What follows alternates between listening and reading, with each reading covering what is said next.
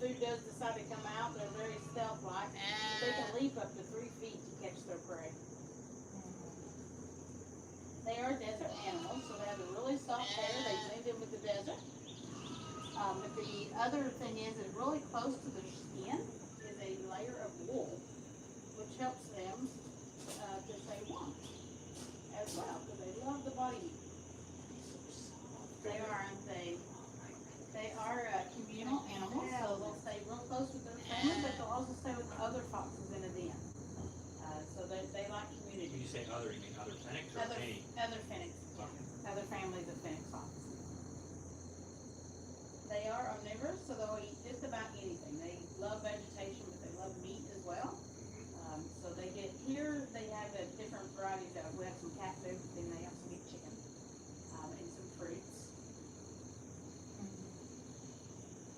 Yeah, he told us about the other fox that he saw running with his dog by the truck that one Yes. time. He's like, you're supposed to keep those away. I know. They're not, They they're got not the confused. playmate, right? They got confused because he had these in the house, and Oh, yeah, poor dogs. absolutely. they're like, well, you said they're friends now. It kind of reminded of the Fox and the Hound movie, right? How big did he get? They won't get any bigger than 3 pounds. So That's he's it? pretty much She just full said grown. that. I'm Yeah, sorry. that's it. You're good, yeah. He's pretty much That's full it. grown. She's young. We've had a lot of She's information. You have had a lot of information Yeah, this no morning. kidding. You'll be Oh. tested later, okay? I'm loving every second of this. I mean, That's it's awesome. amazing. It's amazing. We have farms around, different farms, but not this many. Yeah, they'll have like 4 or 5 different Yeah. kinds of animals, not except for the zoos, but those you don't Right. get this You kind don't of get to go experience. into them. You don't get to touch them. Yeah. Right. I love going to the zoos. I try to find one every time I travel. Oh yeah, the same here. Oh, we do too. But you're right. Like if I'm going to look in an enclosure, I want to be able to see the animal. Yeah. Oh, And you yeah. can't ever guarantee that. There's some rescue zoos around where you can go in with the deer and the goats, but and you can feed the camels, different things, but Yeah. they don't have this. And the information and stuff we Right. get, and the one-on-one experiences with these guys. This is amazing. We just been recently in Ohio. Okay. And we went to the Cincinnati Zoo. Yes. You know that was Beautiful. that's the oldest zoo. Is it really? Yeah. Oh, I did not know that. Yeah. I have some friends that are from that area. And It's existing it's- since the 1800s. It's landlocked, but they got tons of property, so whenever they, and they've kept that property so they can continue to expand. The elephant enclosure thing is about the size of these fenced fields here. Yeah. Wow. And it's it's like a giant savanna. Oh. The kangaroo I love enclosure elephants. is like the fenced area you have here, and you can walk through it. Oh, And neat. so you That's can walk cool. through with the kangaroos, Oh, cool. and they just have it arranged very, very nicely, lots of different areas. In the center is kind of an island where they have the main food court and stuff with the water around it and things. So it was really, really nice experience. Really nice zoo. Or some zoos are kind of like linear and you end up The overwalking to see. National Zoo This one's is like a really circle. pretty, but it is very spread out. You walk forever to get to Yeah. one encounter or one. This little- one's not like that. It's a circle where everything is Very well. very well. Very well. And they have the hippos. Yeah. You've probably seen them online. Oh, I'm sure. Yeah, The yeah. baby, That's really cool. there's the baby hippo. I think it's Fiona. Oh, Fiona. I've heard. I just heard about her yesterday. Yes. Oh my yes, gosh, yes. she's Oh, she's all so grown cute. up, but we were watching our videos about her Yeah. since she was a itty bitty thing. And getting to go there and see that was just cool. Cute. I'll have to go by there. Oh, It's not that far from here. No. oh, it's not? It's about 5 hours. Yeah. No. We went there. Yeah, but from us it was about 5 hours too. Yeah. But we went to Dayton. Different. We went past Cincinnati. Yeah, that's true. Yeah, Cincinnati was about an hour. Yeah. We went up to stay in Dayton and saw the Air Force Museum Oh. and Orville Mobile Rights Home and their bicycle shop and stuff was there. The Air Force Museum there is like 5 of the biggest hangars No, imaginable. Just 3. That was 3. It's 5. But anyway, so It takes 2 days to get through this thing. I'm serious. Oh wow. It's If you the stop and official read Air everything, Force it's 2 Museum days. of the United Yeah. States Air Force. It's the place. And it's free. And they have Believe it or not, it's free. they have everything from Yeah. the first airplanes, Rickenbackers, World War I, World War II, Vietnam, Korea, the Cold Wars. They have ICBM rocket missiles. They have space shuttle you can climb through. Oh. They have Blackbird, they have a Gonna B-52. keep that in here. They have a B-52 bomber in there, as well as one of the Apollo You just spacecraft, gotta go there. and see. Gemini, Mercury, You gotta go there. and they see. have It's amazing. 4 of the Air Force Ones that you can walk through. Oh, that's Yes. cool. You can see their All conference the, you know, rooms. the president's picture, who's stuff. who's. Yeah, and where was that at? What was that? Dayton. Dayton. And it's free. Ohio. Yeah, You can spend 2 totally- days going through that totally thing free. and still not see everything. Oh, wow, that's really cool. It's amazing. That's amazing. I don't know how he finds this. And they have the kind of stuff. experimental planes and Yeah. every jet and plane you can think of, Russian, German, American, Korean, Japanese, Amazing, amazing. It's- all this. Nice, yeah, he is doing a good job of finding random things. I don't know how I found this. I tripped across Yeah, it. Nice. we had no idea about you guys. Like, oh, they have cabins. Okay. There you cabins. go. And he knows how much I love animals with you.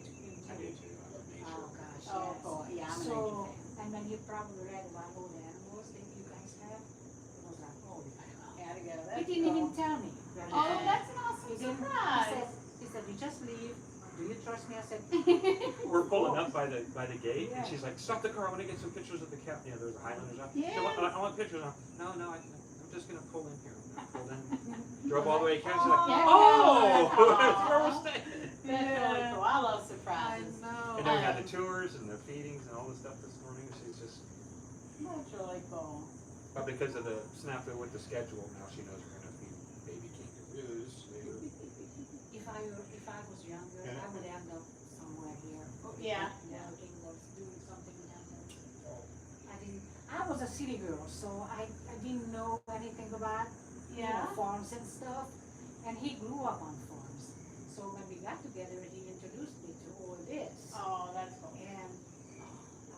And we moved to the country. I mean, we came here to Tennessee. We were coming here for like 13 years before that, every single vacation. year on vacation. Oh, nice. And he was about to retire, so we were like, okay, let's buy a Might house. as well retire in Let's buy Tennessee, a house, right? and then he retired, and we just loving life. There you go, that's awesome. But the weather's so much nicer up here. We got all 4 And the seasons. 4 seasons. Yes. I was missing it from my Sometimes you get them all in one country. week.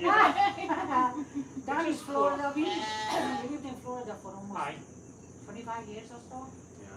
Most of my family's from Oh my God! I was it's born and just- raised Now there. it's unbearable. It's Yeah. unbearable the weather. And it's so crowded. unbearable. Yeah.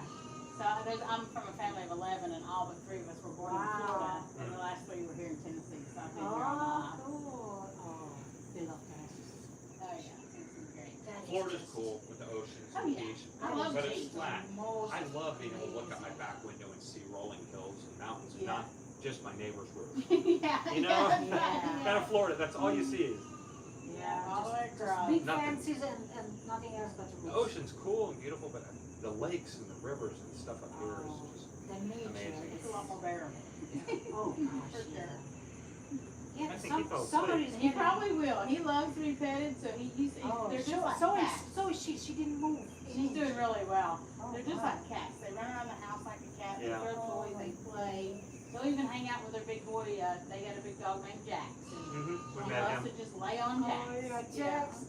He is a sweetheart. Jax. So Oh an my interesting goodness. thing about these guys also is they can go up to a year without lapping up water out of a dish or out of a bottle.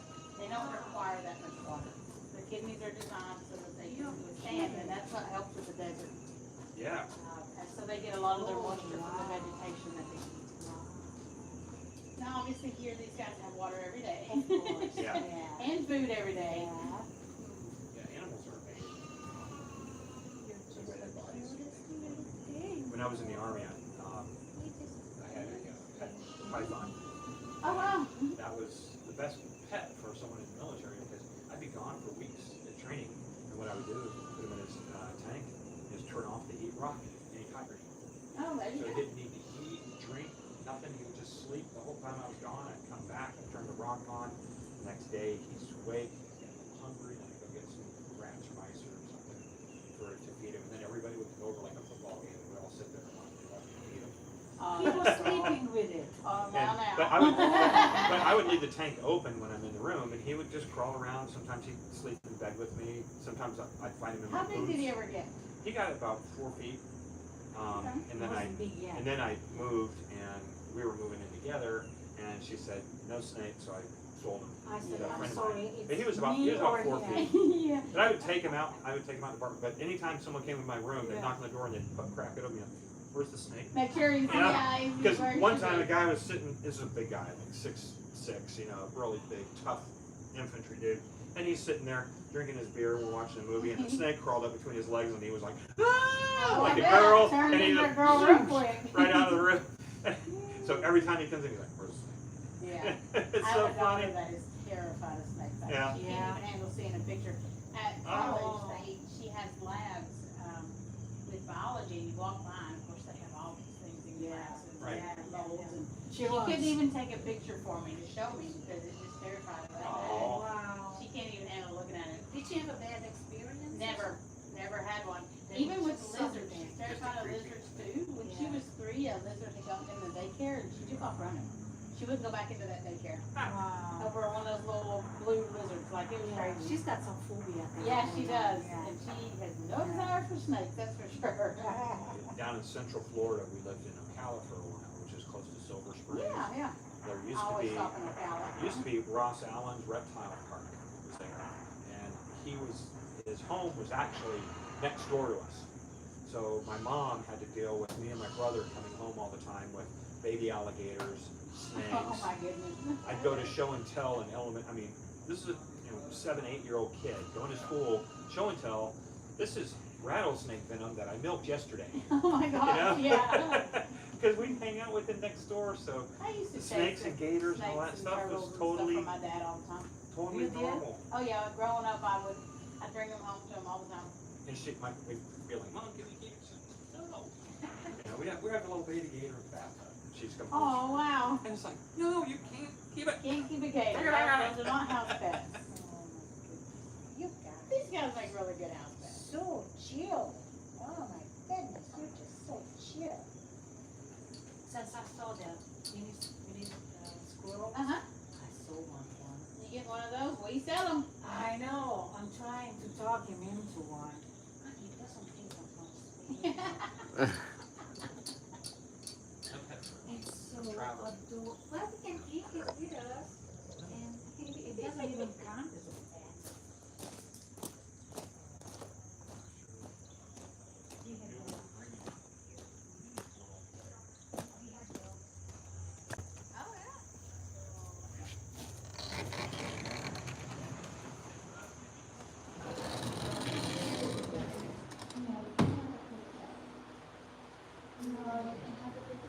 I would certainly imagine she does.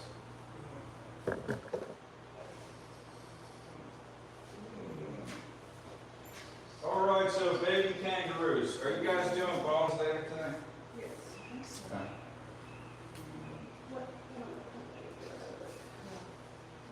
I think you guys are for 2 o'clock. Yeah. And you guys take kangaroos this morning. Hey, she's also a social media person. World changer. Maybe we can share a therapist together. Why didn't this one go? Why did that one go? It's so much. Yeah. It's crazy. You know, kangaroos are so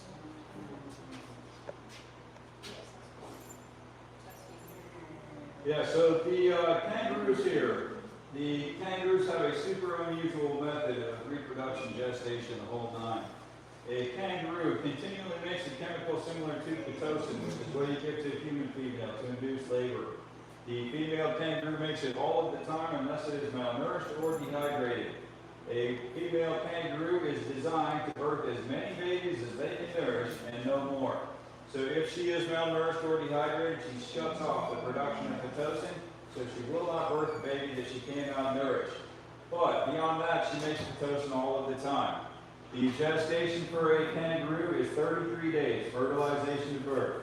When the baby is born at 33 days old, it is the size of a jelly bean. I have a photo here that was taken recently of Damani outside. This is the day that the baby crawled up to her pouch. A little tiny bean on the end right there is the baby. You can see it has no back legs and no tail. It is crawling on its own to its mother's pouch. It doesn't have eyes yet. It is crawling with its two tiny front legs, and that's it. If you're watching online, you can look that up on our social media. I'm sure it's posted, the picture that I'm talking about. The baby will latch onto a teat. It will not let go even once for a minimum of 70 up to 90 days. It has obviously no muscle tones, or mom is pumping milk into the baby's mouth. When the baby latches onto a teat, it makes mom create a second chemical that puts a blocker on the Pitocin. So it will normally just birth back to back. The baby remains latched on for a minimum of 70 up to 90 days. For as long as the baby remains latched on, mom makes a chemical similar to, makes a milk similar to colostrum, not milk, because it is nursing something that they call in a semi-embryonic state. At about when it starts to nurse and release, that makes mom shift over from colostrum to milk. The baby will remain in the pouch until 6 months of age. The first time it will stick its face out of the pouch is 6 months. The first time it will jump out is 7 months. And you can see pictures of big kangaroos with their little heads poking out on our social media. The kangaroo, when it jumps out of the pouch at 7 months, that is when we take it. After it's been in and out a few days in a row, in the wild, they would continue to go in and out of the pouch from 7 to 8 months. They would be able to stick their face in to drink milk until their mother weaned them, and that would be around 10 months. Here we bottle feed them all the way to 18 months, because that is how you get friendly kangaroos like this. But nutritionally, 10 months is all that they need. The kangaroos, that sounds fairly normal for reproduction. From there it gets weird. The kangaroo has 2 uteruses. It is always pregnant in both uteruses all of the time, with very few exceptions. When the kangaroo gives birth, it is birthing something that's the size of a jelly bean, weighs about 2 grams, and it is not a remotely traumatic delivery. So the babies will, the female will generally breed back same day, next day.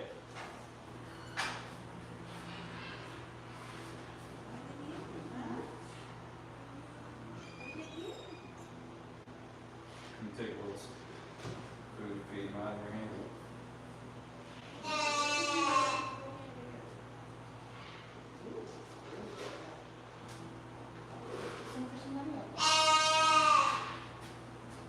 So the kangaroo will breed back generally same day, next day. So with 2 uteruses and overlapping pregnancies, they will literally be pregnant every day of their life. You guys are welcome to scoot over here. The kangaroo, when it gives birth to a baby, the first one, when it crawls up to the pouch and latches onto the teeth, that turns the blocker on the Pitocin. However, if the first baby does not make it to the pouch within 2 days, 2 days is how long it takes to build up enough Pitocin to induce labor again. So after 2 days, if the first baby did not make it to the pouch, fire 2, birth from the second uterus. So every time it births one, it has 2 opportunities for this little jelly bean to make it to the pouch. The pouches do not go like this, the way Winnie the Pooh shows. They're a little open navel like that. Once it has a baby inside, you know it develops. But it's just a little, looks like an open navel. If the first baby does make it to the pouch, what then happens to the second is the obvious question. What happens to the second is embryonic diapause, freeze frame in utero. It will not progress, it will not regress. It will remain exactly the way it is from 33 days until forever. That can be days, weeks, months, or years. There are 2 things that make so if this first one puts the blocker on, that is what puts the other one to diapause. No Pitocin, no delivery. So anyway, days, weeks, months, or years, it can remain the same. Doesn't progress, doesn't regress. Embryonic diapause. Since the mother breeds back same day, next day as a rule, that means that in 33 days she'll have 2, both on embryonic diapause. 2 on deck, ready to be delivered anytime with 2 days notice. There are 2 things that make a kangaroo ready to deliver again. Number 1, if whatever baby it is currently nursing is putting the block on the Pitocin, if that one stops nursing for whatever reason, 2 days later it will birth another. Number 2, if the kangaroo becomes overweight, they're designed to birth as many as they can nourish and no more. So if the kangaroo becomes overweight, it will double up the production of pitocin to bypass the blocker. And once there are two both nursing, it doubles the amount of blocker. It cannot possibly bypass the blocker twice, can't make enough pitocin to cause it to have a third. If the second baby comes up to the pouch and the first baby has already shifted from colostrum to milk, the second teat will start over with colostrum while the first one continues to make milk. That is the only animal I am aware of that can make two different products with its two different teats at the same time. The kangaroos. Kangaroos are not remotely close to their young. If a female is being pursued by a predator and it has a baby in the pouch big enough to slow it down, it may chuck the baby down for bait and ditch. If a female were to have a mantra, that mantra would be live to have more. So ditch the baby, live to have more. If the female is malnourished or dehydrated, ditch the baby, live to have more. One of the methods of drought control that I mentioned earlier, if a drought starts, and a drought in a desert can last for a couple of years even, if the drought starts and the kangaroos become malnourished, dehydrated, ditch all the babies. Take off. That's what gives the group, the mob, the best chance of survival. So if the drought is long, and we said that the family group is 1 male, 50 females, 1 male, statistically insignificant, and 50 females is what we're talking about. So if the drought is long, maybe only half of them survive the drought. That would mean their number goes from 50 to 25. A drought in a desert place ordinarily ends with extremely heavy rainfall. So as soon as the drought is over, everything in the desert turns lush and green. So they all begin to gorge themselves. Within a very short period of time, they'll be renourished, rehydrated, pick up making pitocin again, and they've all got 2 on deck. So they all birth the first baby. So now their number has gone 50, 25, 50. But because everything is now suddenly lush and green, they continue to gorge themselves, and in a very short period of time, they'll all be overweight. So they'll all birth the second one. So that means they've gone 50, 25, 50, 75. But if the drought is short and more of them survive, that number could be 50, 40, 80, 120. So that is what makes kangaroos absolutely prolific in desert places, is their ability to survive drought. You could in fact make the argument that a drought is a very good thing for a kangaroo, because after a drought they'll be stronger by individual because the strong survive and the weak do not, and larger in number because they will all birth twice. And the last study I'm aware of was a 2016 study that showed that kangaroos and wallabies outnumber humans in Australia at least 3 to 1.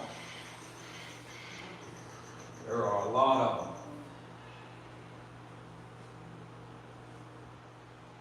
Anybody have any questions about kangaroos I didn't talk about today?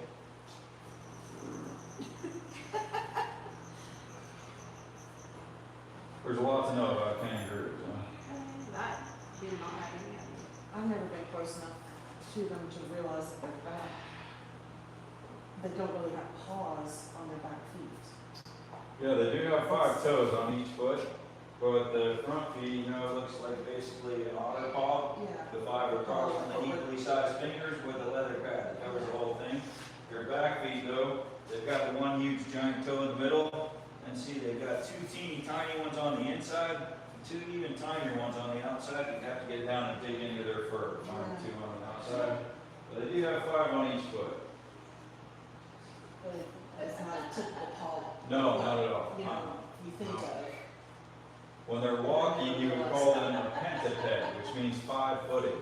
So they always go front feet, back feet, tail, front, back, tail. When they're walking, when they're jumping, you would call them a biped because they go only on the back feet. Yeah. And so Winnie the Pooh disservices in 2 ways. 1, the pouches doesn't go like this, it goes like that. And 2, it's not the tigers whose bottoms are made out of springs, it's the kangaroos whose bottoms are made out of springs. And that is critical to their survival. So when they're walking, most of the motivational force is the front feet and the tail. And that's why you see the kangaroos are all big and jacked like this, because they're walking like this with their front feet and their tail. But their back legs are actually pretty slender. And you see the tight band going down the back of its leg. And then there's another one going along the ground. That is their springs. So it's tendons that work as springs. I can tell you when I hiked the Appalachian Trail with 4 of my sons in 2018, that we had to be common 5,000 calories a day to cover 12 and 14 miles a day. Well, the kangaroo covers 15 and 20 miles a day in the desert, and they can be as big as a man. So you might think that they would need as many calories as a man needs to cover that kind of distance. But they don't because of the springs. So when they're walking, it's muscular force that makes them walk. When they're jumping, it's the force of the springs. So as they come down out of the air, it stretches the springs in the legs, and then as they go forward, bang, it snaps that spring shut and flings the kangaroo forward. And that is how a kangaroo can cover 15 and 20 miles a day in the desert with very, very few calories. And unbelievably, even knowing all that, there are still people that think evolution is a thing. I don't. Boggles the mind. Even if you couldn't get all the way to a loving Savior who actually cares about our everyday existence, intelligent design is just It just patently makes more obvious. sense. Yeah. You are all into her, aren't you? You got Wendy, John? They're nosy.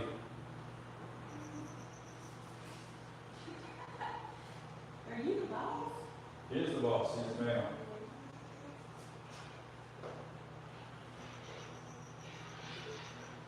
All right, it's time for me to go to Fennec Foxes with two of you. We're going to let the littles go into their pouches to take a nap right now. You might be interested to see how that goes. Got to find those in the pouches.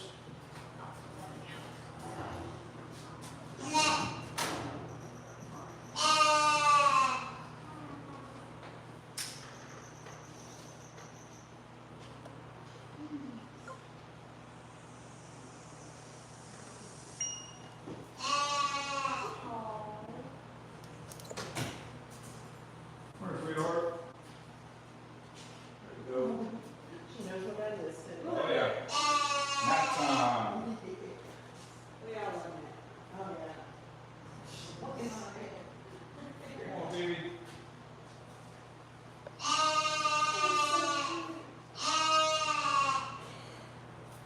Alright. Now they just hang on these hooks and take their naps. How long do they have? Till lunch. No sleep like that all night. Oh, that is so cute. Fennec Fox, you too, We're you too. out of here. Alright, you're out of here. Thanks for coming out today. Good to meet y'all. Come back and see us when we have the baby zebra. Yeah, y'all apply for that kind of thing, or? Yeah, and there is some good availability on sloths over the next few weeks if you want to come back to see a sloth. Normally you have to book those weeks or even months in advance, but I think on the back to school season right now, we've got some pretty decent availability on both some lodging things and to see sloths. All right. See, we're going in there, Kevin. I'm gonna slide by you.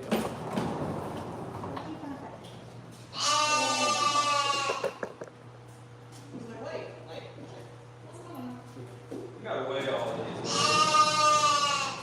They're not getting lighter.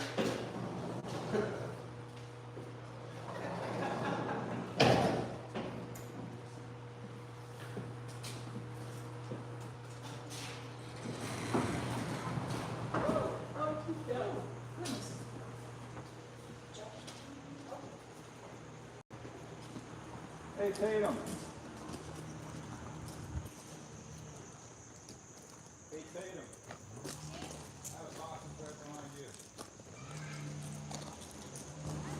I have a box right after you. Need help? Yeah, right here in the pavilion.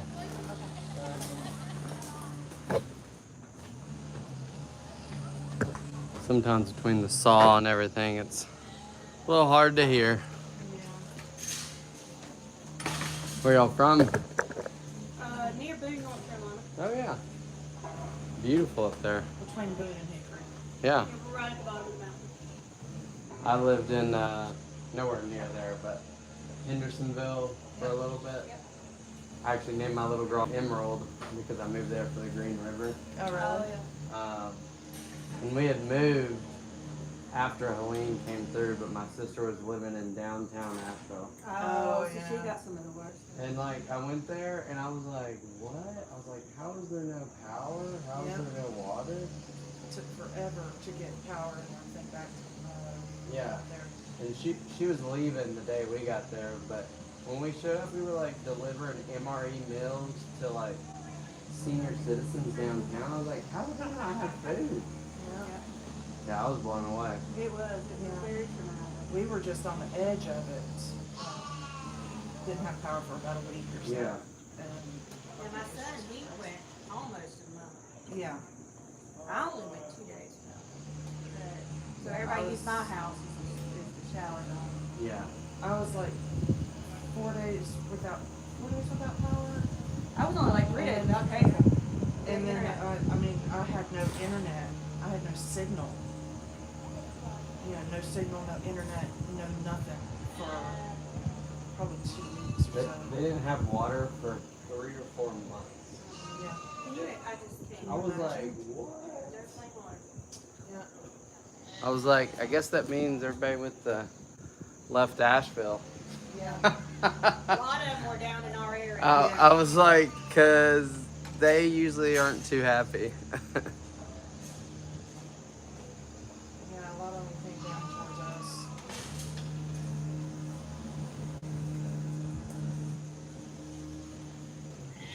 Oh, here's the baby fox. They fell asleep in our lap. Oh, I love that. Oh. I love that, Jill. Awesome. We'll see you back in just a moment. All right, so when you're holding a fennec fox, you have to put your hand through the leash like that, because if you lose one, we're not going to find them again. I like the color. Oh, thank you. And they like to lay in your lap and relax. Yeah, he likes to lay on your lap. And then you can just pet and love on him and he'll stay put. All right, so these obviously are fennec foxes. Fennec foxes are native to the deserts in Africa. The General Rommel was nicknamed the Desert Fox because of his uncanny ability to sneak up on things. And that is one of the signature traits of a fennec fox, is with the furry little feet. They can run silently in the desert and they can sneak right up on things. They are omnivores. They're opportunistic feeders. They will feed on absolutely anything. But their favorite things to eat are insects, probably because that's the most plentiful thing in the desert for them to eat. These guys are nocturnal. They go down into their dens for the daytime and come out at night to hunt and to find things to eat. Obviously that saves them a huge amount of heat load. The fennec foxes can live in very large groups. So similar to prairie dogs that will dig into the ground and have a whole colony of animals that live all together, but then little family groups might have separate dens inside of the great big conglomeration that they have going on. They can live in very large groups. If they do catch something bigger, they will share it with everyone. You know, it's not like they can throw it in the freezer. And the fennec foxes have some pretty unique characteristics. I have read, and I have a hard time believing this, but this was on our little employee quiz yesterday that I failed. But the fennec fox's respiration rate can go as high as 690 breaths per minute. So that's like 10 or 11 breaths per second. I can't. How does that? Yeah. I don't know. This is what researchers say. I can't figure out how it would be possible to inhale and exhale that many times per minute, but that's the official answer to the question, is up to 690 breaths per minute when they're trying to cool off. The large ears obviously expel a lot of heat. If you see one against the light, you can see all the veins going all through their ears. And of course, if they're hot, that opens up more blood vessels. Cool, it can stretch just like our skin does, to a greater extent, but same theory.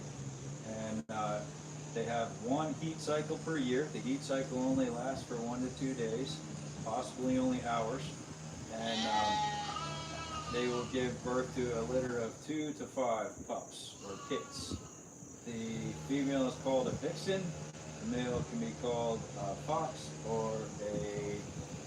Oh, there's two other things it can be called. This also was on A fox like what we're used to, like Fox and the Hound, those are called vixens as well. Yeah, yeah. The I don't know what the male is called though. fox or I don't know. It's sure not a stag. That was Bambi. Yeah, I don't know. that's a deer. But these two are both a little over a year old, so they haven't had their first kits yet, but they should in the spring. Their breeding season is like February, March, and then their gestation is about 50 days. So by early summer, we ought to have little baby foxes running around.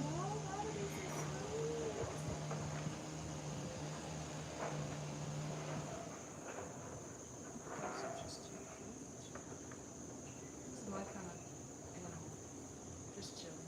These guys lived in the house until a month or so ago, and I used to say even my dog has a pet because these guys snuggle up with the dog. Which one? Jax. All of them really, but Jax is the one that's usually in the house.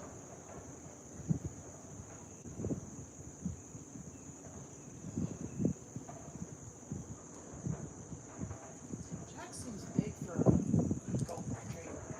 Yeah, he is. We believe his papers say he's purebred, but we think that he is mixed with probably a Chesapeake Bay Retriever because his hair on top is curly and he's web-footed and he's too big to be a golden. He's too big. When I met him, I was like, you're big for a golden. Yeah. If I'd have known I was going to get all these white dogs, I would have named him Snowball. Keep his warm and toes. Yeah.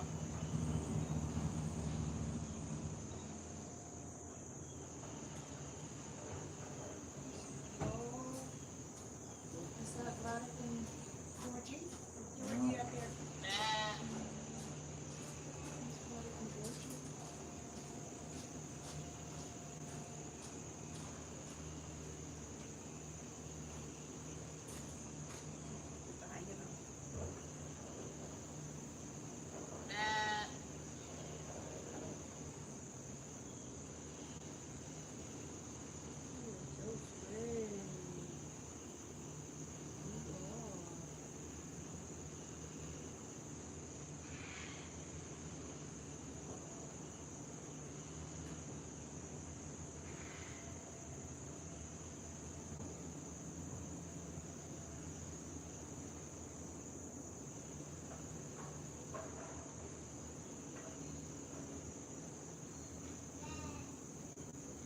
Looking for a video with Jackson Fox.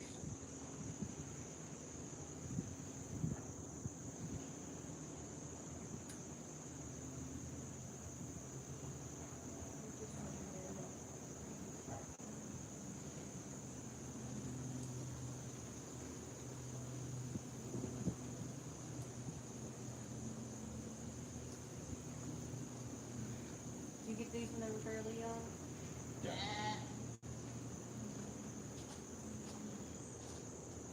There's Jackson the Fox. Oh. Then the fox crawls up on the dog's back and paws at him, and it's like a little Terminator. Jack's is very tall. He is.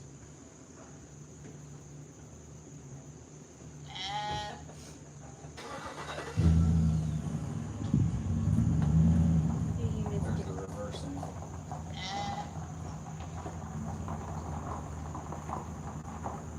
Jack's tail is just a wagon. No.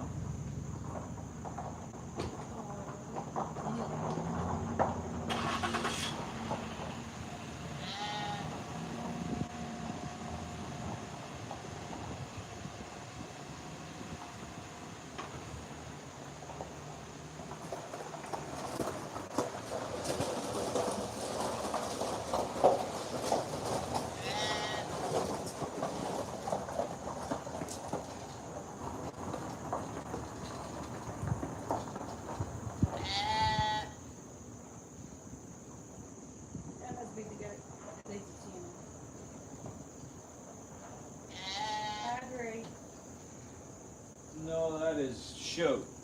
That is a sheep that looks like a goat. Oh, okay. And the other one that looks like her is Geek, the goat-looking sheep.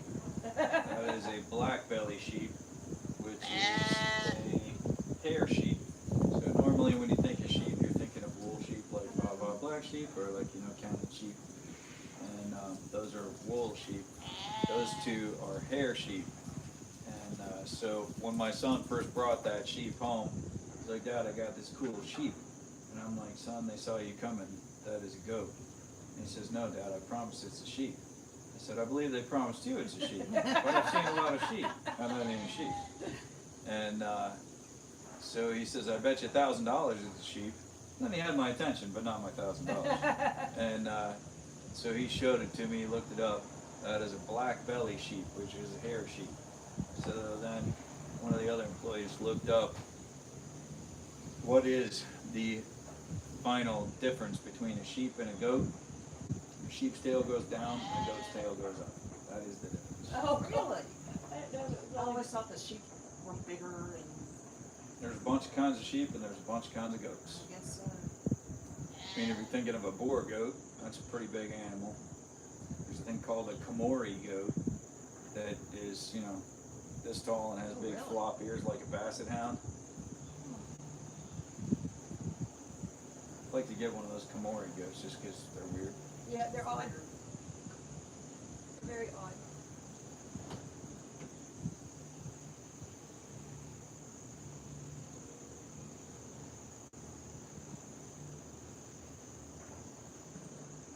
there's Thomas.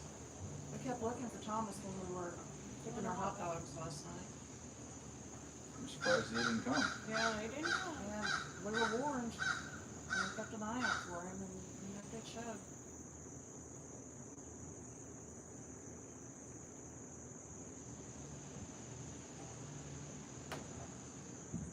I love how the ears lay flat.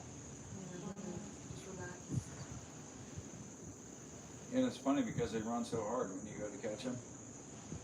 And then after they're caught, they're like, oh, this is cool. Yeah, don't let down.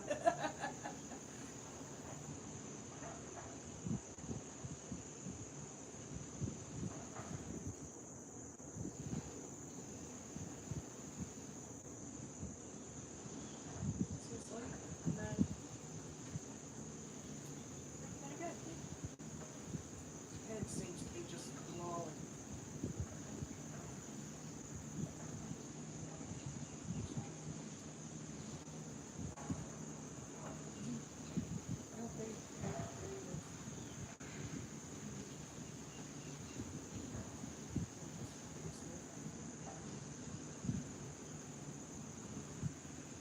They should, like my dogs do.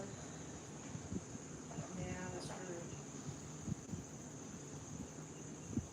Not as bad as mine though. That thing should. Well, I don't know. Sheds as bad as mine.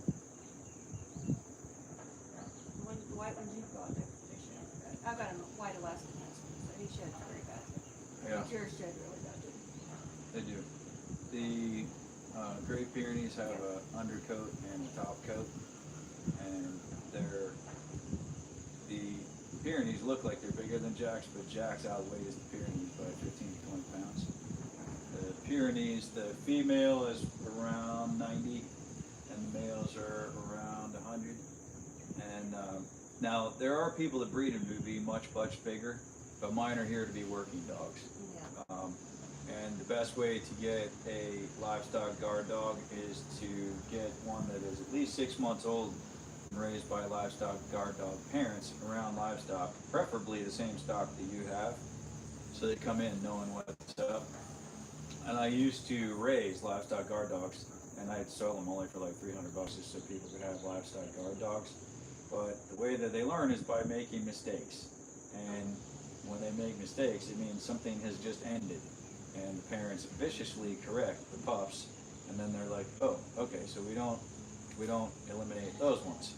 And the last litter of pups that I raised, what it cost me was like a dozen peacocks. And I'm like, yeah, that's a losing proposition. Yeah. But some of the uniquenesses of the Great Pyrenees, they have double dew claws, which is a trait that they bred for to help them not sink in the snow. And they have their their neck is so thick that a predator will get an entire mouthful of nothing but fur and skin and can't get to anything important to them that's underneath of all that fur and skin. So a full-size wolf will get its entire mouth full of just fur and skin and won't get to, you know, veins, arteries, muscles, anything like that. And they can withstand, you know, an infinite degree of coldness because they're, you know, from the Pyrenees mountains, which isn't an important factor here. But in the summer, they want to lay in the house because the AC is on, and in the winter, they don't want to come in the house at all because they're more comfortable laying in a snowbank than they are laying in the sun. That's the way my husky is. He loves winter, but he hates summer. Summer he's in the AC all the time. Yeah. And we'll only go out to the bathroom. But during the winter, I can't keep him in. He wants to go. But they've got that thick under tuft, and so it's hair all the time. I brush a dog out of him a day. The Pyrenees, I had been told before I had them that they have a self-cleaning coat. I'm like, yeah, right. Just sell me that. And so the first time I actually saw their coat self-clean, there was a dog laying outside of my bedroom door, and when I opened the door, the dog stood up and walked away, and here lies a pile of dirt. And I'm like, just, oh my gosh. Oh. And What are you doing? so No, stay here. Stay here. So I left the pile of dirt laying there so that my wife could see it when she got up. I'm more of a morning person than she is. She works all night. I get up in the morning. But so I left the pile of dirt laying there so that she could see, because it just was incredulous to me. And then when she got up, she did the same. She left the pile of dirt laying there so that I could see it when I came back in the house later on that afternoon. And the way that it works is their hair, their individual hairs, they expand when they're wet, and then they shrink when they're dry. And when it shrinks, it makes the dirt just fall off. Yeah. So you can have a dirty dog lay down and a clean dog get up. Oh, that's great. It's pretty amazing, really. Yeah. Yeah, because with all that hair, they're not fun to bathe. No, they're not. Where you going? Oh, I'm sorry, I had to move.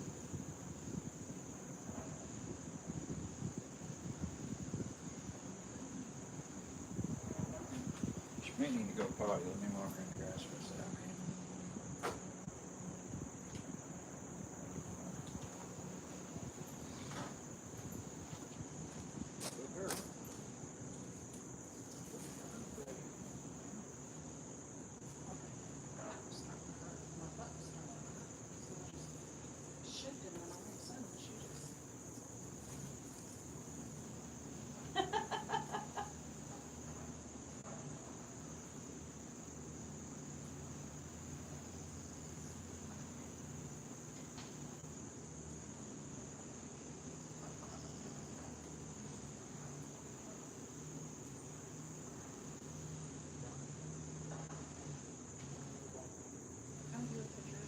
Oh no, he just walked that way.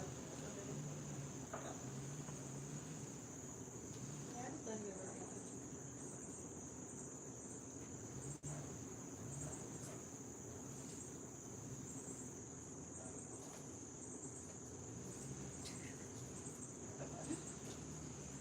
She's just trying to run. I don't know where she's trying to run to.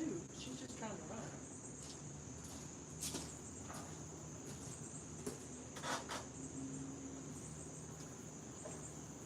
She played her, I gotta use the bathroom teacher card. I thought you might, but she just seems to have the zoomies. Yeah, she just wants to run.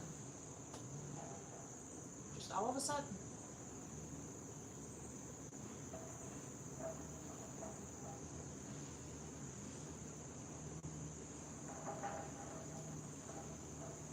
I had to lift her up because I was rearranging, And that got her started. and that just got her started. She was just like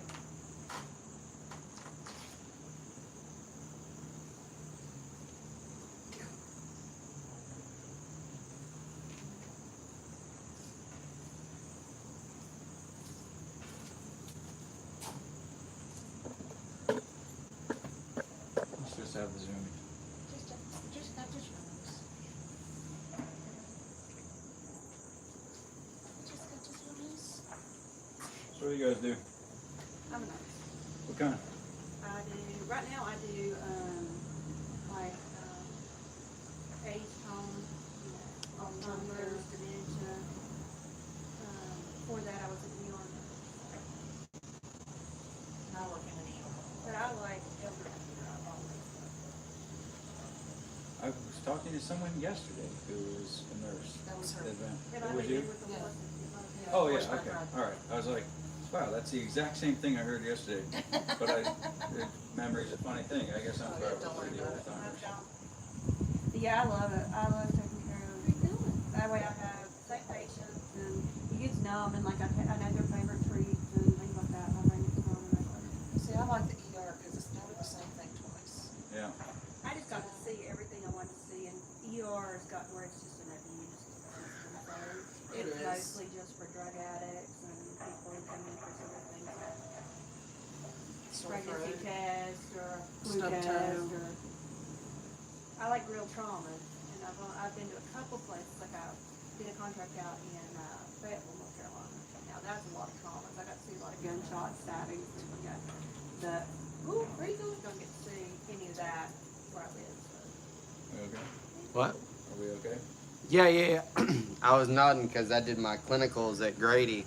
I don't know if the descriptions were. No, we're fine. Okay. I was at EMT and I did my clinicals at Grady, and it was like, yep, there you get to see a lot of trauma stuff, but then you wouldn't get to see like any treatment of like heart attacks. Like, don't go to Grady for a heart attack. Oh, really? No. See, we see a lot of heart attacks in my. In our Yeah. area, yeah, we've got a lot of hospitals. Like one hospital specializes in heart attacks, one specializes in stroke. Yeah. And so, but as a nurse, if all you see is strokes, it gets kind of old school after a little while. If all you see is heart attacks, that gets old school after a little while. But I like the traumas, DCs and things like that. Yeah. There was like 4 huge hospitals all within 5 miles of each other, so certain ones definitely got a reputation on handling certain things. Yeah. Yeah. Yeah, each one of ours actually specializes in something, and then, but we have no trauma center. The closest trauma center to us is Baptist in Yeah, that's in Charlotte. Salem. So, It's in Salem and Charlotte. so we do like a lot of the triage and then send them on My up. hospital has just become a level 3 trauma center. I heard during the Helene stuff that the Billy Graham Center, they went and actually stood up a bunch Yeah, of like trauma At Caldwell, hospitals. they did, where I was actually Yeah. working, I worked during COVID, I worked at a local hospital, and they set up in our parking lot, and for about a month, 6 weeks, something like that. And that was a big process. We got to go out there and tour it and everything. It was really awesome. Yeah. But during that time, I was more of an ICU nurse than I was an ED nurse because, you know, with COVID, I took care of all the COVID patients, and once they were intubated, they got went in my little area, so, because we had no room upstairs. So,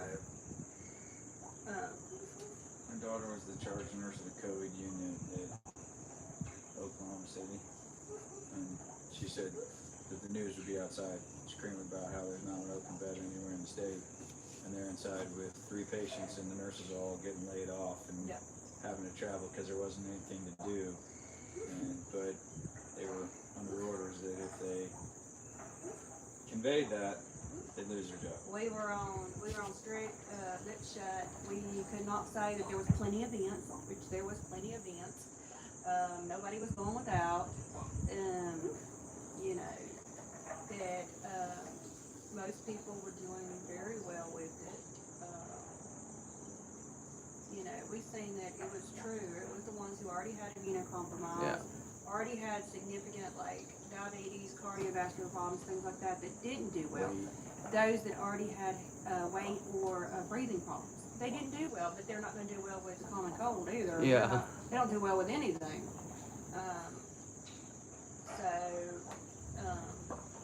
I did see a few exceptions to the rule, but for the most part, and the majority of people did really well.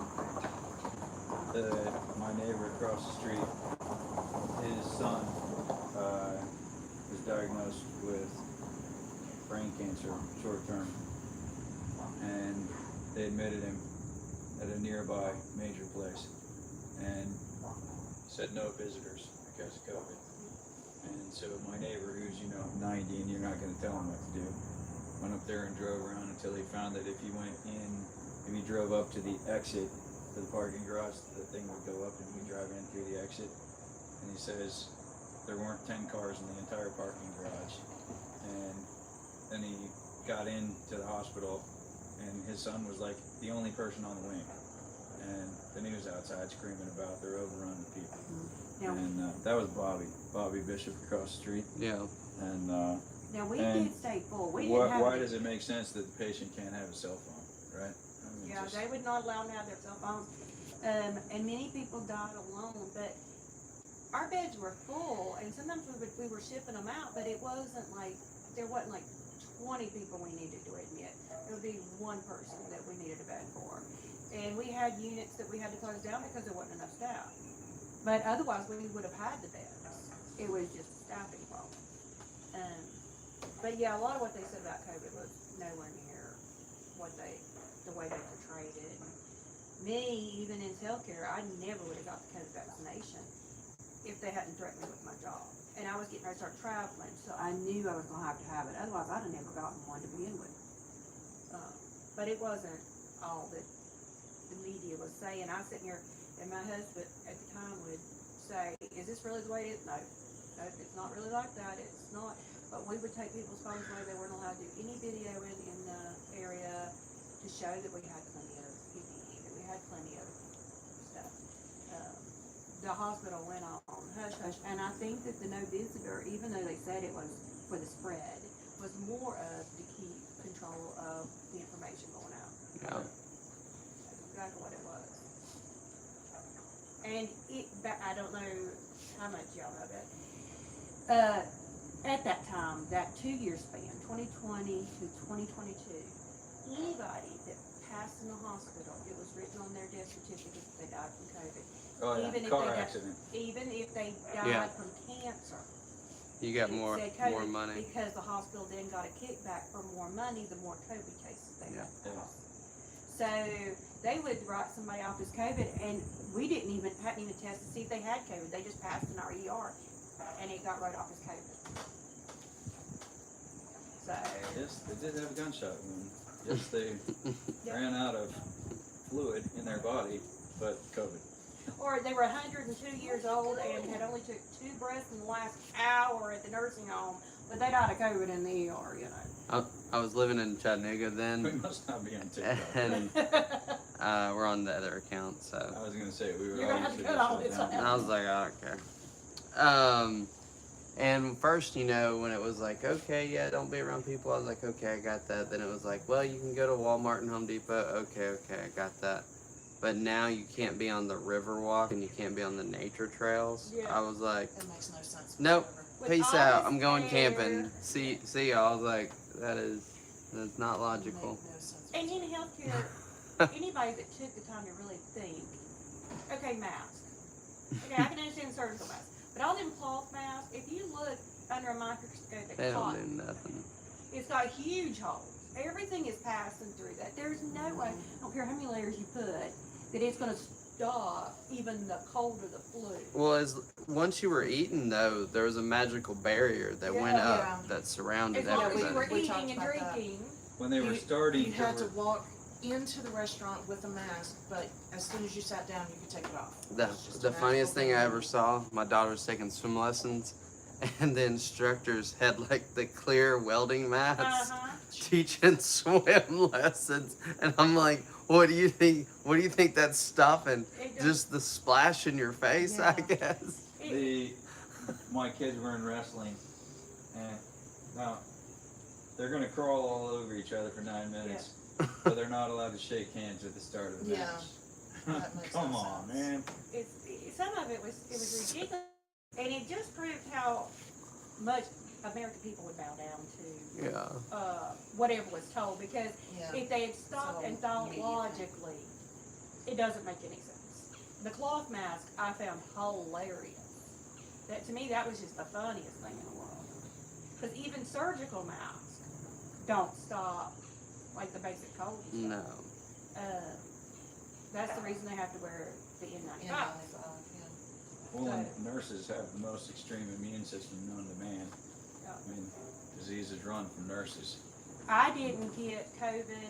I started out in COVID, graduated nursing school in COVID. So I started out and I didn't get it till I started traveling in 2022. When I left the COVID unit, I got COVID. Hmm. And that's when I got it. So, and it was no worse. I've had the flu worse than that COVID. So, All right, I'm gonna put the. Did you guys get pictures? yeah, I took some pictures. Did you take some? Okay. Yeah, I took pictures. Oh, I didn't see anybody with a camera out, but we're just all talking. She did. All right. Make sure you got your pictures before we put these babies up. Oh, come here, Finn. You just determined to run, aren't you? Yes. He's a runner. And she's under the table